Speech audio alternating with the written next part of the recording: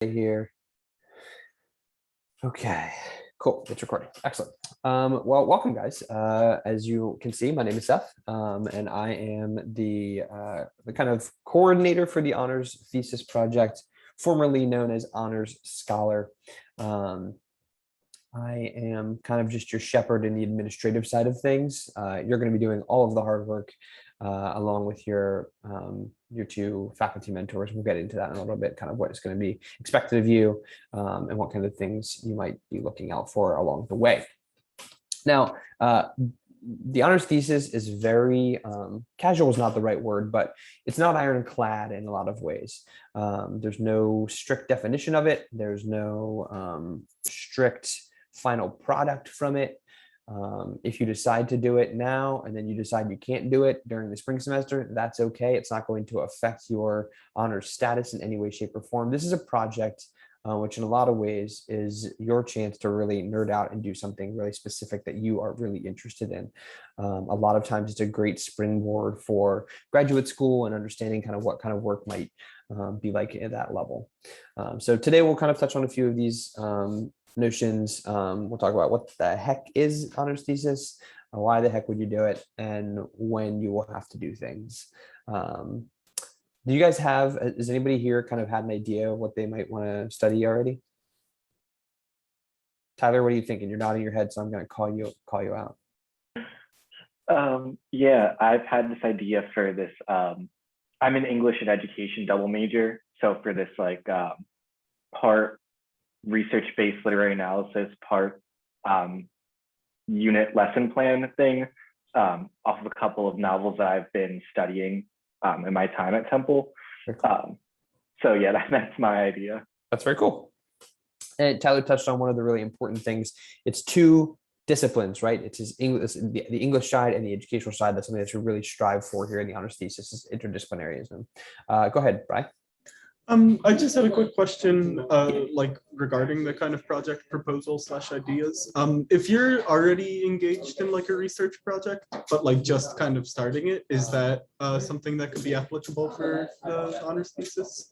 Yeah, so as long as it's not a credit bearing, like independent study or something like that, you can use honors thesis like research. You can use your research to do honors thesis no matter what.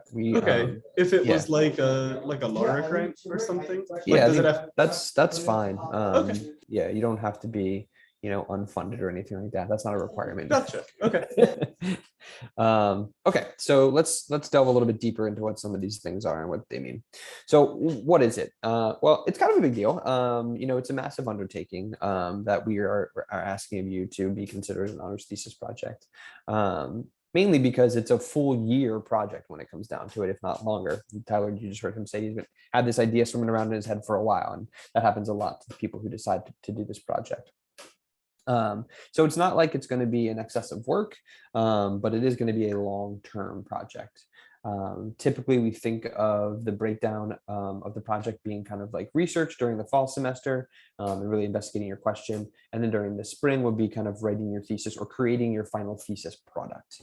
I say that because no final product is like necessary. Like there's no necessary final product. It can be whatever makes sense for your field. I already mentioned the interdisciplinary nature of it. We really want you to have to be attacking a problem from two different angles or be attacking a problem that slices through two disciplines. And one of the ways that we will help kind of buttress that is by having you have a faculty mentor in your primary field of study, probably, which is typically the thing, and someone from outside your field of study. So that you can find another faculty mentor to connect with. They might be able to give you some insights into how that field works a little bit better. I mean, for an example, I had a student who was a mathematics student, but she had an internship the summer before her junior year, or the summer before her senior year, and got really, really excited about oceans and like how the oceans work and stuff like that. So she decided to use math to better understand oceans. And so she worked with a math department mentor and a biology department mentor who was a marine scientist. And she had never worked with the bio professor before. They had a great relationship. Everything worked out great. She actually decided to do that and is now in grad school for that exact thing. So that's like a fantastic success story. Like I'll sing that one to the heavens, obviously. We don't necessarily expect that. but it's a really cool opportunity, and it does show you how the interdisciplinary nature of this project can really change things for you and really be give you an interesting insight to stuff. I mentioned your faculty already. You will have to have 2 faculty mentors or 2 Temple professional mentors. The reason I say that is because I know that some people have research assistants and stuff like that that have helped out on projects before, and I certainly want to include them. There is no cash prize for doing this project for you or for your faculty mentors. So that should be, you should be alerted to that. And they should know that it's going to be more work for them, but a lot of them are really happy to pay it forward because they've had a mentor do that same kind of thing in the past. So don't be afraid about asking. We always say, like, your best bet is to go for a faculty member or a tenured faculty member, even better, because this is the kind of stuff they should be doing. But if you can't find someone, or you have someone in mind that you already really like to work with, that's totally fine, just as long as they are aware of what's going to be coming for them. And I do have like a faculty mentor job description. If you guys want to look at that, I think it's on the Canvas site, and if not, I'll be posting it shortly here in the next few days. So you can kind of show what they might be getting into, so they have a better idea of what we kind of expect and what you might expect of them. When it comes down to it, your primary mentor is going to be helping guide you through the research process and really understands what your project is about at the granular level, as far down as you can go. Your second reader is really a person who's going to be kind of checking it out and make sure it makes sense from the second discipline's perspective and understanding, and kind of fact checking you on that. So 2 people working together to make your life hopefully easier, but either way, more enriched. And then the work product, I mentioned there's no kind of fixed work product. A lot of them become papers, which is great, fantastic. And one of the cool things that we've been doing for the last 3 years now is we actually have a digital repository of all of our recent scholars projects, and this now lives in the library forever. So we have like a library section that's specifically dedicated to these projects, which is really cool. So your project will be published in the Temple Library, which is really neat. So that's something that's really cool. And the product can be anything, like I said, paper, but a paper might not make sense for what you're doing. We had a student write a book about basically explaining how scientists should talk to people about science, which, man, could we use that kind of translation right now in our world? But anything that makes sense for you and makes sense for your project. It might be a film or something like that if you're a film major or a theater major or something like that. So it really has, we don't really care what form it takes. We love to see a final product. We don't want it to be out there in the ether and in your imagination. We want to see something physical or digital, I guess, for lack of a better term, so that we can see it and see what you really put into it, and that your mentors can kind of take a look at and finally say, like, wow, this is like a meaningful contribution to this field. Okay, any questions about the what of honors thesis? Moving right along. So I mentioned it's kind of a big deal, right? It's kind of a lot of work. And one of the key things that you might be thinking is, why would I do that then, Seth? Well, that's a great question. And there's 3 kind of more tangible takeaways, I feel like. One, it goes on your transcript. It's the first thing on your transcript now. So once you complete the honors program and the honors thesis, the first line of your transcript will say honors scholar, and it will give you the title of your thesis. So you really want to make sure you have a cool title that jumps out at you, because it will be on there forever. And then it's a great kind of training program for grad school. It gives you an idea of what you might be looking at if you're thinking about doing that kind of thing in the future. This is the kind of level of work you're probably going to be getting into. And it's a great way to familiarize yourself with that and to kind of make you a sexy candidate for grad schools to look at. If you apply into grad schools and you're on interviews, or you have to write a sample about something, this is a great kind of first step into doing that kind of thing. You can drop the research that you're doing into your interviews and into your applications and things like that, and it looks really cool. You've then created a product from it. So it's a really nice leg up in grad school applications. And then, of course, you can really nerd it up. You can really dive deep into something that's been, tickling at your brain for a long time, and really get a better understanding of it. And that's why we're all here, right? We're trying to chase the truth and understand things better. And that's at the core of that is being able to nerd it up in a serious way. And this is this is the quintessential way to do that. It's the best possible way to do that. So I think those three things are really important. And obviously, you're going to gain a lot of knowledge from it too. I mean, that goes without saying. You're going to be doing a year-long research project. You're probably going to learn a few things. So I think that that's probably pretty important as well. So then this is a timeline, and what we're looking for from our. Sorry, I'm trying to minimize my window here. There we go. What we're looking for from you guys is, we had a meeting in the junior spring for some of you, and this used to be a pretty specific, like, senior only project, but I started to think about why we were doing that, and I really couldn't come up with a good answer as to why we were limiting that. Now, I don't think it's a good thing for first year and second year students to do necessarily, but for junior and senior students, I don't think there's any reason that you couldn't pursue this. So this timeline has junior and senior written on it, but really it's just whatever part of that year you're in. So then we have our initial interest meeting. We're doing one of those right now. And I think we had general interest was about like 25 to 30 students, which is great. That'd be an amazing cohort of honors thesis students. But we typically end up with between 10 and 15 when all is said and done. Last year, we had a really bad year as far as quantity is concerned. We just had 3 students complete their thesis, but I think they're a reasonable understanding for that. And hopefully we can kind of bounce back this year and have a really robust group. So the honors thesis proposal is due September 30th. This is a kind of a soft date this year because, well, I'm just trying to feel out the process a little bit more and see if this is reasonable, frankly. But sometime late September, early October, we want your proposal done. Now, I mentioned that a lot of the honors thesis process is not ironclad. So if you create a proposal, submit it to us and say, like, this is what I want to do. And then you're doing your research in like a month and a half. You're like, holy crap, this is a really cool, like, offshoot avenue, something that I didn't think about. I might get more interested in that. And so you can update the proposal at any time. That's not a huge deal. This is just to basically say, like, I want to do this. I have a pretty good idea of what I want to do. Here's my intent. It's a letter of intent if nothing else. So that's why I figure even in 2 weeks from now, you can have this done probably, and have something written up that kind of says, like, here's the project I'm trying to do. Here's the mentor I'm trying to work with, and have that kind of stuff sealed up kind of a little more tightly. We'll take a look at some of this stuff on Canvas after I'm done with this Google Slides presentation.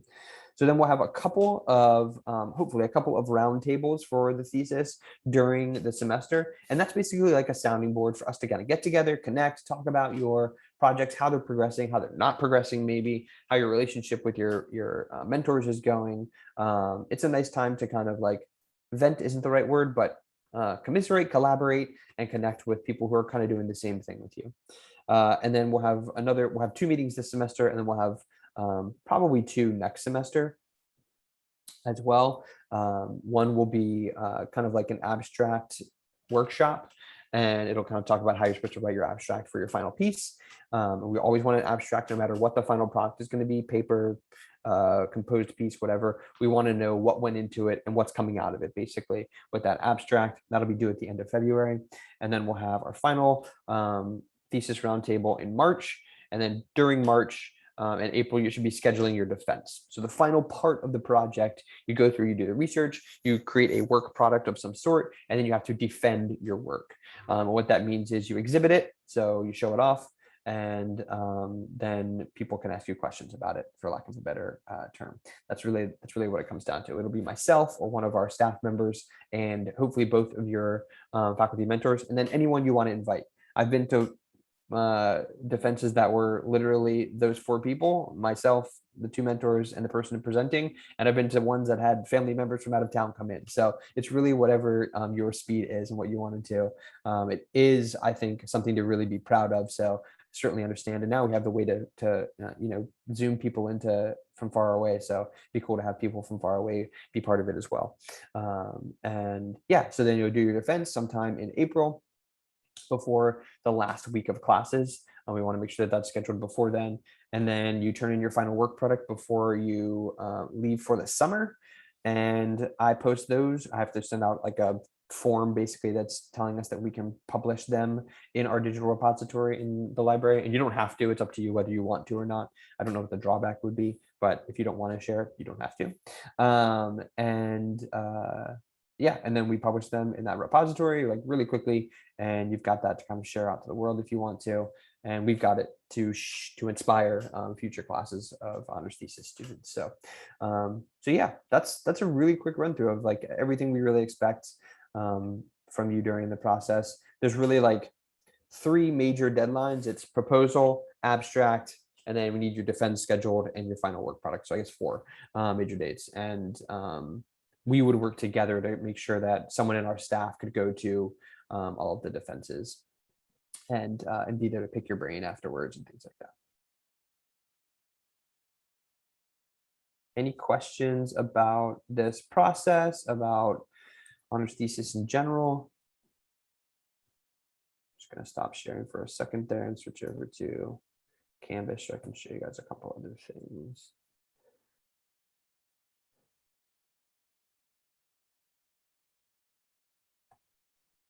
All right, if we have no questions, then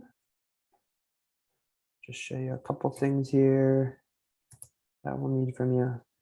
We just changed the branding of this thing from honors scholar to honors thesis about a week ago. So I have to update scholar in pretty much every piece of our literature.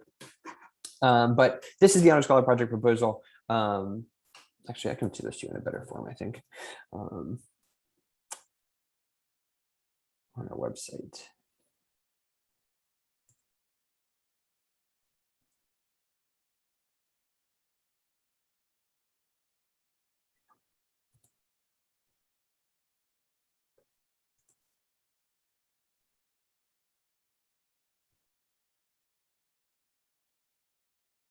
And then on here, we've got some tips for you to kind of understand like things that might make your job easier, like getting to know your subject librarian at the Temple Library is a really good idea.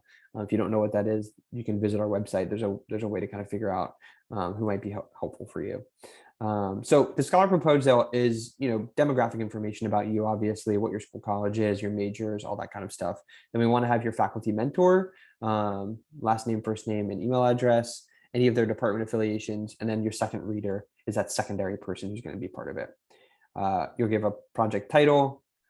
This is going to be a general summary about your project and question number 20 there. If it's part of any course or credit, let us know. And then anything else we should know about it. This is just a place for you to kind of put any kind of concerns or considerations that you want us to think through.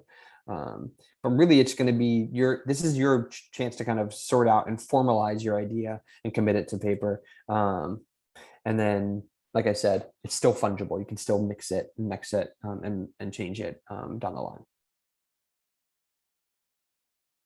And if you're still interested after this, I'm going to add everyone who's here to that Canvas page. You can access all the stuff that we have for you guys. If you're not, just shoot me an email and be like, I don't want any part of this. And I will not add you to the Canvas. But I'm planning on doing that probably early next week. And that way you guys will be able to access the proposal form and stuff like that. Questions? Does anyone besides Tyler? Oh, go ahead. Yeah, go ahead, Tyler. Sorry, I just had 2 quick questions about the secondary reader. Yep. The first one is, does a secondary reader have to be a full-time professor here at Temple, or can they be an adjunct instructor? They can be an adjunct. The reason that we like try to steer people away from that is just because it's more work for them, and adjuncts are already put up against it, frankly. They're the worst treated workers in higher education. And yeah, so that's the only reason we say, but if they're game for it, that's fine. Okay. And like I said, second reader has much less to do than the primary mentor. Okay, great. And I was just wondering also, does a secondary reader need to be, do we need to have one chosen by the time of the proposal, or is that just the first faculty mentor? The first faculty mentor is required. The second reader is, if you got it, that's great. And if not, that's fine. You'll see on the form, actually, the first is required and the secondary is not. Okay, great. Thank you so much. Yep. Other questions? Are you guys gonna do this? Tyler's in. Lauren's giving me like a smile, like maybe. She's in. All right. Lauren and Natalie, my two class kiddos. Happy to see you here. I missed that class so much. I know I have a really good group again this year. It's fun again. So That's awesome. yeah, it is. It's really good. Okay, well, if you guys don't have any other questions that you want to share now, that's fine. I'm always happy to end a meeting 5 minutes early. I always like to promise it's going to take an hour, and usually it takes 30 minutes, and that's my goal with every meeting I'm ever in. So so if you guys have any questions, you know where to find me, sethfink@temple.edu or pepperoni@temple.edu, and I'll be happy to answer any of those things. Otherwise, I will be shooting you reminders about when things are due. I will be adding you to that Canvas page so that you can follow along. Okay. All right. Have a good one, guys. Take care. Thank you. All right, take Yeah. care.